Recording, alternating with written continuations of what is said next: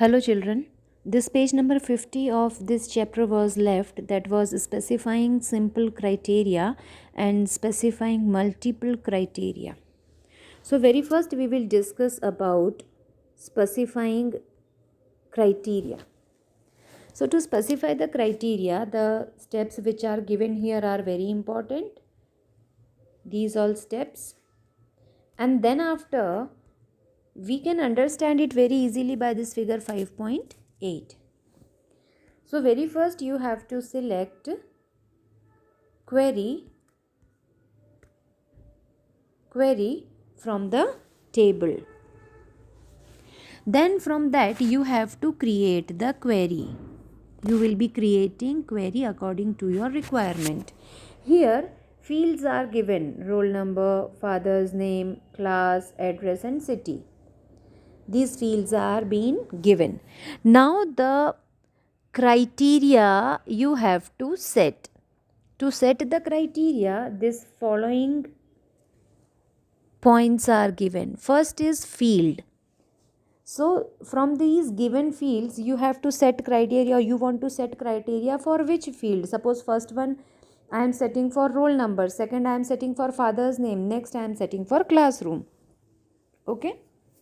So these are the three columns what I want.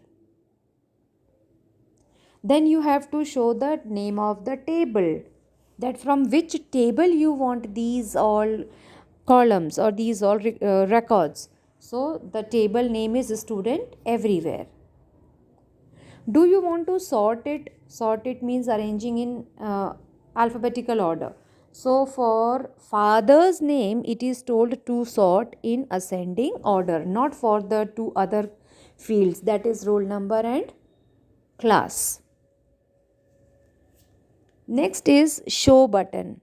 Show button is that whatever criteria, whatever field we have searched, do you want to display it? So click or tick that box to show the output.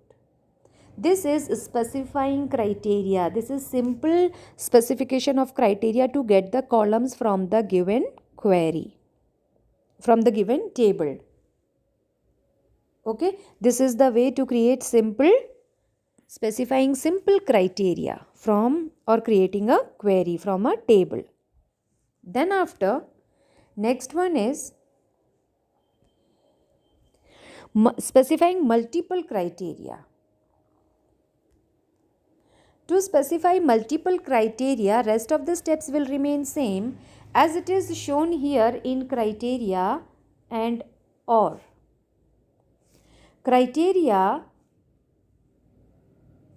for